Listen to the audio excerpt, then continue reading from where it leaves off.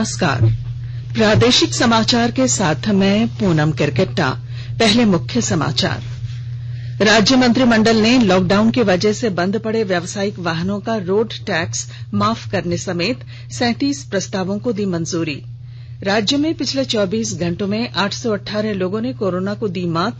473 नए पॉजिटिव मामले सामने आए। विधानसभा उपचुनाव को लेकर नामांकन पत्रों की स्क्रूटनी आज दुमका से 13 और बेरमो से 17 प्रत्याशियों ने दाखिल किए हैं पर्चे। और शारदीय नवरात्र के पहले दिन आज कलश स्थापन के साथ ही देवी दुर्गा के प्रथम स्वरूप शैलपुत्री की हो रही है पूजा अर्चना। कोविड-19 महामारी के खिलाफ देश एकजुट होकर लड़ रहा है। आप भी हमारे साथ सुरक्षा और बचाव के 3 आसान एहतियाती उपायों का संकल्प लें। मास्क पहनें, 2 गज की दूरी है जरूरी, सुरक्षित दूरी बनाए रखें, हाथ और मुंह साफ रखें। और अब समाचार विस्तार से। राज्य मंत्रिमंडल ने कोरोना महामारी और लॉकडाउन की वजह से बंद पड़े व्यावसायिक वाहनों का रोड टैक्स माफ करने के प्रस्ताव को मंजूरी दे दी है। मंत्रिमंडल ने सोना सोबरन धोती लुंगी साड़ी योजना शुरू करने के प्रस्ताव को स्वीकृति दी। इसके तहत राष्ट्रीय खाद्य सुरक्षा योजना और अंत्योदय योजना के लाभुकों को 10 रुपए की अनुदानित दर पर साल में 2 बार धोती लुंगी और साड़ी वितरित की जाएगी। लेकिन वित्त वर्ष 2020-21 में इसका वितरण एक बार फिर किया जाएगा। मुख्यमंत्री हेमंत सोरेन की अध्यक्षता में हुई मंत्रिमंडल ने सरकारी पदों पर नियुक्ति के लिए आयोजित होने वाली प्रतियोगिता परीक्षाओं में झारखंड के आर्थिक रूप से कमजोर वर्ग के लिए न्यूनतम अर्हता अंक 40% किए जाने के प्रस्ताव को भी मंजूरी दे दी है। मंत्रिमंडल ने राज्य के अभियंत्रण महाविद्यालयों में नामांकन के लिए नेशनल टेस्टिंग एजेंसी द्वारा आयोजित ज्वाइंट एंट्रेंस एग्जामिनेशन की मेधा सूची के आधार पर काउंसलिंग और सीट आवंटित करने की व्यवस्था लागू करने के प्रस्ताव को भी स्वीकृति दे दी। आदर्श विद्यालय योजना के तहत 80 विद्यालयों को जिला स्तर पर उत्कृष्ट विद्यालय और पंचायत स्तर पर 4416 विद्यालयों को आदर्श विद्यालय के रूप में विकसित करने, 58 ग्रामीण पथ परियोजनाओं के कार्यान्वयन के लिए नाबार्ड से लोन लेने और रांची स्मार्ट सिटी कॉर्पोरेशन के एचईसी से प्राप्त 637 एकड़ जमीन हस्तांतरित करने समेत कई और अहम प्रस्तावों को मंत्रिमंडल ने स्वीकृति दी है। मंत्रिमंडल द्वारा केंद्रीय मंत्री रामविलास पासवान और राज्य के अल्पसंख्यक कल्याण मंत्री हाजी हुसैन अंसारी के निधन पर गहरी संवेदना व्यक्त करते हुए इसे अपूरणीय क्षति बताया। राज्य में कोरोना संक्रमितों के स्वस्थ होने का आंकड़ा लगातार बढ़ रहा है। पिछले 24 घंटों में 818 लोगों ने कोरोना को मात दी। वहीं 473 नए पॉजिटिव मामले सामने आने के अलावा 4 संक्रमितों की मौत होने की पुष्टि स्वास्थ्य विभाग ने की है। इस दौरान रांची से सबसे ज्यादा 318 और पूर्वी सिंहभूम से 82 मरीजों को उपचार के बाद अस्पतालों से छुट्टी दे दी गई। वहीं रांची से ही सबसे ज्यादा 130 नए संक्रमित भी मिले हैं। इसके अलावा बोकारो, धनबाद, देवघर और गुमला में एक कोरोना संक्रमित की मौत हुई है। इस तरह राज्य में अब तक 95,425 कोरोना पॉजिटिव मामले सामने आए हैं। इनमें 88,058 लोग कोरोना से स्वस्थ हो चुके हैं और 6,543 लोगों का इलाज चल रहा है। इसके अलावा 824 संक्रमितों की जान जा चुकी है। राज्य में कोरोना से स्वस्थ होने की दर भी बढ़कर 92.27% तक पहुंच गई है, जबकि मृत्यु दर घटकर 0.86% हो गई है। रांची जिला प्रशासन द्वारा कोरोना संक्रमण की रोकथाम और बचाव को लेकर लगातार जन जागरूकता अभियान चलाया जा रहा है। इस सिलसिले में लोगों को मास्क पहनने के लिए प्रेरित करने के मकसद से #रांची विद मास्क नाम से एक कैंपेन शुरू किया गया है। इसके तहत कोई भी व्यक्ति खुद का मास्क लगा सेल्फी जिला प्रशासन को भेज सकता है। प्रशासन की ओर से हर सप्ताह चयनित लोगों को सम्मानित किया जाएगा। उपायुक्त छवि रंजन ने कहा है कि त्योहारी सीजन को देखते हुए ही कोरोना के प्रति लोगों को जागरूक करने के लिए ये अभियान शुरू किया गया है। इधर जिले की 26 जगहों पर आज से निःशुल्क कोरोना जांच की जाएगी। इसके तहत शहरी क्षेत्र में 9 जगह और 17 प्रखंडों के सामुदायिक स्वास्थ्य केंद्रों में सुबह 10 बजे से शाम 6 बजे तक सैंपल दिए जा सकेंगे। अखिल भारतीय आयुर्विज्ञान संस्थान के प्रमुख डॉक्टर एसवीएस देव ने कहा है कि पिछले 2 महीनों के दौरान लोगों ने सिद्ध कर दिया है कि कोरोना वायरस से स्वयं को किस तरह से सुरक्षित रखा जा सकता है। आकाशवाणी समाचार से बातचीत में डॉक्टर देव ने कहा कि जरा सी भी लापरवाही खतरनाक हो सकती है। अभी त्योहार का समय आ रहा है और ठंड का समय भी आ रहा है। हम सबको थोड़ा ज्यादा सावधानी लेना होगा और मैं सबको यही प्रार्थना करता हूं कि 3 चीजें आप जरूर पालन करिएगा। एक तो अपना मुंह और नाक को ढक के रखिए, मास्क या एक साफ कपड़ा यूज कर सकते हैं। हाथ की सफाई जरूर रखिएगा, सैनिटाइजर से या साफ पानी से, साबुन से आप सफाई रखिएगा। और भीड़ भाड़ इलाका में जाना से बचिए और जब भी जाएंगे कम से कम 2 गज की दूर आप रखना आवश्यक है। ये तीनों आप अगर पालन करेंगे 90 से ज्यादा % आप कोरोना से बचने का संभावना है। सरकार वस्तु और सेवा कर जीएसटी के संग्रह के घाटे की भरपाई के लिए राज्यों की ओर से 1,10,000 करोड़ रुपए का ऋण लेगी। एक बयान में मंत्रालय ने बताया कि यह राशि राज्यों को जीएसटी भरपाई के बदले ऋण के रूप में दी जाएगी।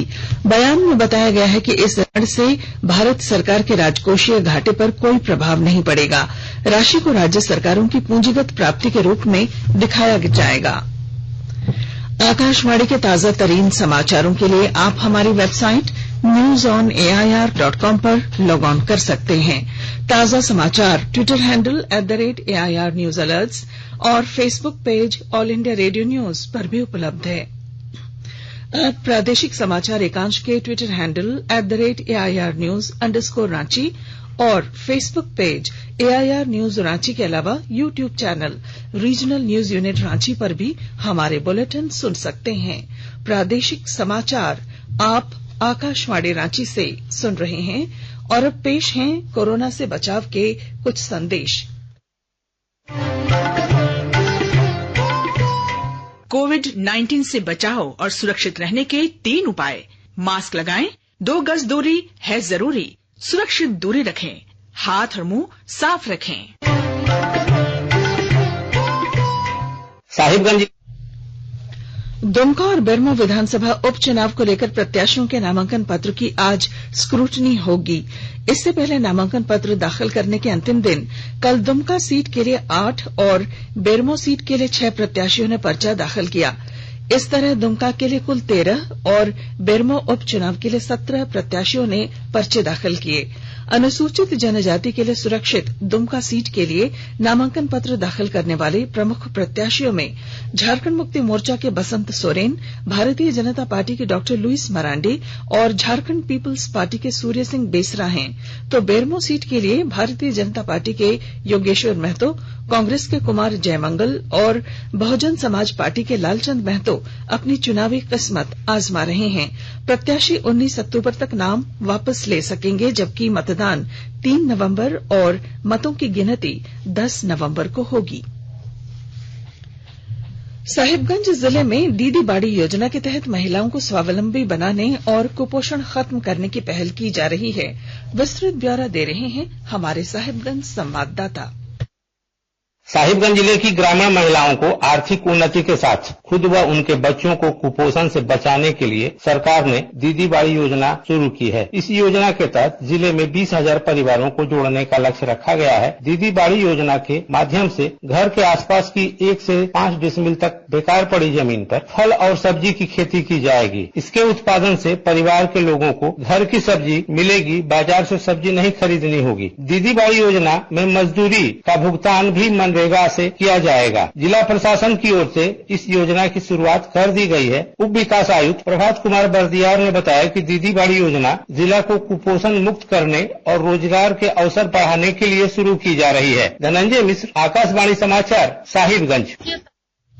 हजारीबाग जिले के 57 नक्सल प्रभावित गांवों के समेकित विकास से संबंधित यूनिफाइड कमांड योजना को लेकर उपायुक्त ने अधिकारियों के साथ बैठक की। इस योजना के तहत इन गांवों में बिजली, पानी, सड़क, शिक्षा, स्वास्थ्य, मनरेगा, कृषि और पशुपालन से जुड़ी योजनाओं के क्रियान्वयन पर जोर दिया गया। इसके अलावा सामाजिक सुरक्षा योजना और खाद्य सुरक्षा योजना का लाभ जरूरतमंदों को देने के लिए विशेष कैंप आयोजित करने का भी निर्णय लिया गया। कोडरमा जिले के डोमचांच प्रखंड में लोगों को कृषि कानून की जानकारी देने के लिए कृषि चौपाल का आयोजन किया गया। इस मौके पर सांसद अन्नपूर्णा देवी ने कहा कि कृषि कानून से किसान सशक्त बनेंगे। के तहत किसानों की आय दोगुनी करना, किसानों को सशक्त और मजबूत करना माननीय प्रधानमंत्री जी का लक्ष्य है और इसी को देखते हुए ये कृषि नीति बनी है। इस नीति का जो विरोध कर रहे हैं एक्चुअल में वो किसान नहीं बल्कि वो बिचौलिए है। झारखंड के किसान जो पूरे देश के किसानों का फायदा होगा, हमारे झारखंड के भी किसान हैं, बंगाल हो या अन्य राज्य में भी जाके अपने उपज को वो बेच सकते हैं। अभी एक देश एक मार्केट और ई पोर्टल के माध्यम से वो रेट देख भी सकते हैं कि किस प्रदेश में क्या मूल्य है, वो जाके वहाँ पर बेचेंगे। उनके यहाँ उनके खेत में बाहर से लोग आके व्यापारी आके वो भी खरीद सकते हैं। श्रम मंत्रालय ने मीडिया के एक वर्ग में सरकारी कर्मचारियों को महंगाई भत्ते की और किस्त दिए जाने की खबरों का खंडन किया है। मंत्रालय ने कहा है कि श्रम कार्यालय 2016 को आधार वर्ष मानकर 21 अक्टूबर को औद्योगिक कामगारों के लिए उपभोक्ता मूल्य सूचकांक के नए आंकड़े जारी करेगा। यह सूचकांक सरकारी कर्मचारियों और औद्योगिक क्षेत्र के कामगारों को देय महंगाई भत्ते में संशोधन के लिए इस्तेमाल किया जाएगा। मंत्रालय ने स्पष्ट किया है कि ऐसा कभी नहीं कहा गया है कि नए सूचकांक के औद्योगिक कामगारों और सरकारी कर्मचारियों के वेतन में वृद्धि होगी। सब कुछ नए आंकड़ों पर निर्भर करेगा, इसलिए अभी इस संबंध में कोई अनुमान लगाना जल्दबाजी होगी। संक्षिप्त खबरें।